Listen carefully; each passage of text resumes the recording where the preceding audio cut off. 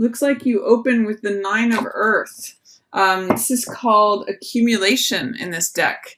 And it has to do with bringing riches to yourself through having discipline. Normally, Nine of Coins or Nine of Earth is depicted as a woman who is surrounded by coins in a garden. And she has a falcon on her arm. She's dressed in luxurious robes. And, you know, she's dripping in jewels. It's someone who has put themselves in a nice position through their hard work, their diligence, through their good decision making. And with this card in reverse, it's saying that, you know, for some of you, it may be that you no longer wish to be single. Nine of Coins in the upright usually depicts someone who is on their own or has put themselves in a nice position and they're happy being single and they are sort of reaping the rewards of all their good decision making. In the reverse, this can mean that you are tired of being alone, that you have put yourself in a nice position and now you're wanting to see what else there is out there. Maybe in terms of relationship, maybe in terms of further goals. But it means that you have brought a lot to yourself, but maybe it's just not satisfying you in the same way that it has before. It kind of reminds me of someone who is sitting in a beautiful house and surrounded by beautiful things, but they're like, isn't there more to life than just this? I've gotten to a nice place where I'm comfortable and now I'm looking for what else is out there. So that may be an opening theme to the beginning of April. And I'm seeing that with the Father of Water here in reverse as well. So the Father of Water is usually the King of Cups in the tarot.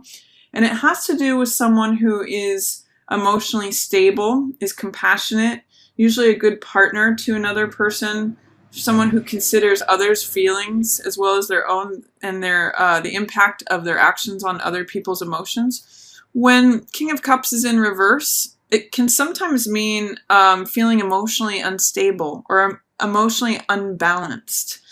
Occasionally, and I'm not getting that this is for many of you, but occasionally this can be an overindulgence in drinking when King of Cups appears in the reverse. But I'm just getting that there may be some emotional issues that you are just needing to stabilize at this time. And it may be that these are related to some old ways of thinking from the past that you are ready to release. The reason I say that is because this card is called negative thinking. Swords, or air as it's depicted here, is the element of thoughts, beliefs, ideas, systems of belief. And in the reverse, it's saying you're willing to let those go. You're coming to a completion on an old way of thinking.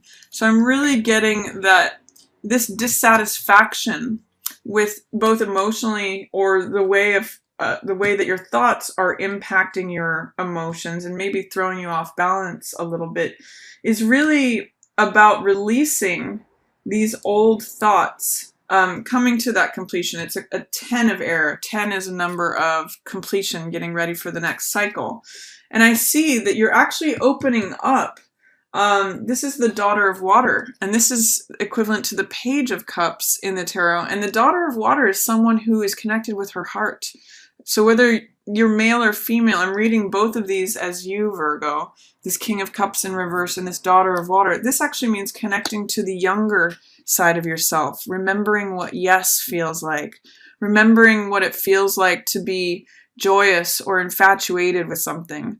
This often is the card of puppy love.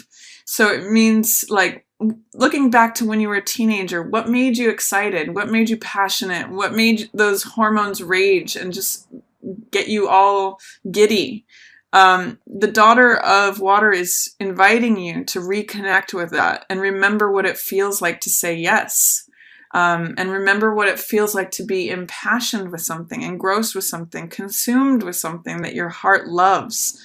So that's what I'm seeing April opening for you as being, is that maybe some of you are considering no longer being single, saying, you know, I kind of have it all, but emotionally I'm not feeling balanced or stable. And this is an old way of thinking, or I'm tired of this way of thinking. I'm ready to let some of these old thoughts go and I'm ready to connect with my heart I'm ready to feel young again, is kind of what I'm getting with this card in the upright. So then as it leads to the middle of the month, we have pleasure here, 6 of water, which is surrounded by fear and doubt. So this is kind of interesting what's going on here. 6 of cups, it's upright here. This means connecting to your past, maybe connecting with someone from your past. This means it's usually depicted by 2 children who are exchanging flowers. And cups represent emotional energy, emotions from the heart. So this can be a reunion with someone from your past. This can be just remaining innocent and playful and joyous and sort of taking on the energy of children that are kind to one another and simple and just very sweet. This has a very sweet flavor to it. You can just see that it's about water that's watering these flowers and they're just opening. And that's why it's called pleasure here. But it's also surrounded by doubt and fear. So my question to you, Virgo, is around the middle of the month, what doubts or fears do you need to remove? Do you need to take away in order to just enjoy this pleasure completely? In order to like fully indulge in the joyousness that this card offers. It's to really show up as this childlike person connecting with their heart, who does get to feel all the pleasure and all the joy and all the, like, you know, yes in capital letters. So I'm kind of just getting that maybe there's some seriousness or some unneeded overthinking. And again, I'm seeing that here you've got the 7 of Swords and the 10 of Swords, which means too many thoughts. And I think it may be complicating things for you when this is very sweet and very simple.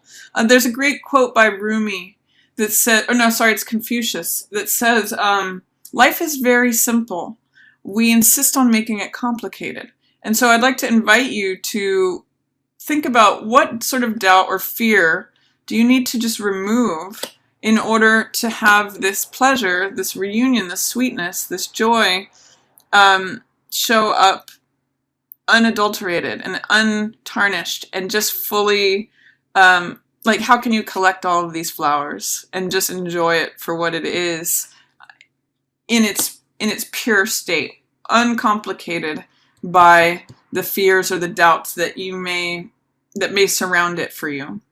So that's a real opportunity here in the middle of April for you, Virgo. It's actually very sweet. And then I see the 7 of Air in reverse. This is very interesting in the reverse position here. In this deck, it's called Futility. And normally we see in this card a person who's running away, stealing 5 swords away, and thinking that they're not being seen. And in this card, it's a spear whose tip is broken, so it's no longer useful. In the reverse, I'm seeing it as you being willing to let go of an old way of thinking that no longer serves you. It no longer is productive. It can't be used anymore. It's not serving you. It's not one of the tools that's bringing you any results in your life. So if there's some old way of thinking, or maybe even a way of being, mostly swords have to do with thoughts and beliefs and ideas, so I'm mostly seeing it as a way of thinking, but if there's an old way of thinking, old pattern, that is no longer serving you, that is no longer even productive, it's sort of like it makes this tool useless. Why are you carrying it around anymore? Why not discard that? Why not discard that old way of thinking that may feel like cutting corners or risk-taking behavior or anything that is part of this arsenal that you're really ready to close the chapter on and let go? Because it becomes dead weight. It becomes something that you have to carry around needlessly. And I'm seeing you letting go of what you don't want to carry around needlessly anymore. This is like old baggage. Why carry around spears with broken tips? They have no point for you anymore, Virgo. So whatever that is, I see you getting ready to release that in the middle of April. It could be something related to fear or doubt. And you're saying, I don't want to think this way anymore. I'm ready to let that go. And then I show Father of Fire coming in. This is a very bold, courageous, dynamic, master of passion and energy and optimism, enthusiasm. I'm seeing this as you too, Virgo, but I'm seeing it in the reverse. And whether you're male or female, I'm seeing you having this sort of like new courageous dream. King of Wands is someone with big ideas, big dreams, bold, ready to implement things. He takes action. That's what all that fire is about.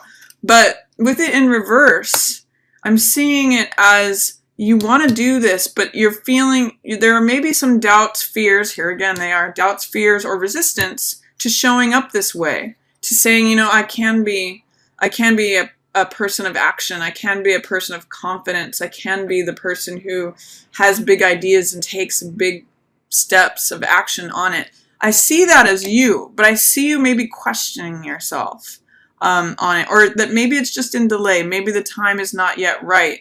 I'm seeing the mother of air and the father of air showing up head to head.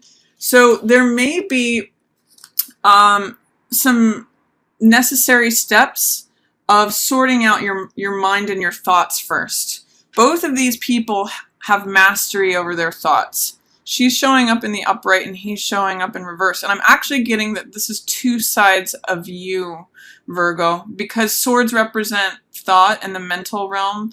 And that's what this Mercury element is about. That's what's going on with Mercury in retrograde and then going forward. So I'm getting that you're having sort of like two conflicting thoughts about something. And Queen of Swords is usually about boundaries, who you let in and who you keep out, where your boundaries are that keep you safe, and speaking clearly and in accordance with the truth. So I actually am seeing, Virgo, that these are two truths within you, but you're having conflicts. I'm really reading this as an inner conflict, an inner mental conflict, because you're seeing it from this perspective, but you're also seeing it from this perspective. And when she's in reverse, he's in the upright. So it's sort of like saying both of these things are true. You can see both sides of it, but it's almost like because they're equivalent energies, there's not really a victor here. It's something that you are going to need to resolve, where they both are in the upright, where they both are in harmony. This is a natural couple here, the mother of air and the father of air. So this is like having the truth integrated in your own mind. It's a resolution. Sometimes it means, you know, embracing a paradox. How can you sit with two conflicting truths and yet work it out so that you can move forward, that you can find that balance? Because really what the resolution of the final part of this month is about is you finding balance, Virgo. And one of the beautiful things about this card, this is the card that is representative of strength, by the way, in the tarot. And it means patience and endurance and fortitude.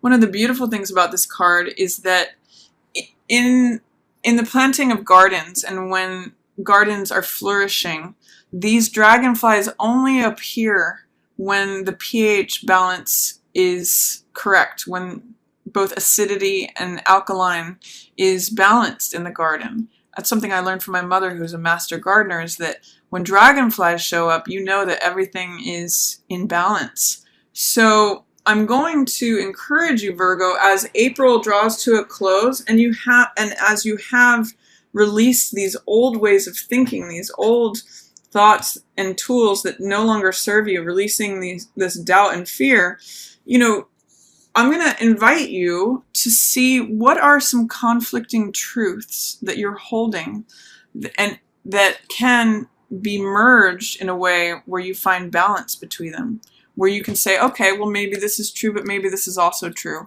You know, maybe the story that I'm telling myself about this is in such a way where they don't necessarily have to be exclusively opposite, like pro and con or true and false. Maybe there's some balance or integration or conversation between the king and queen, you know, the truth here and the truth here, that can be integrated.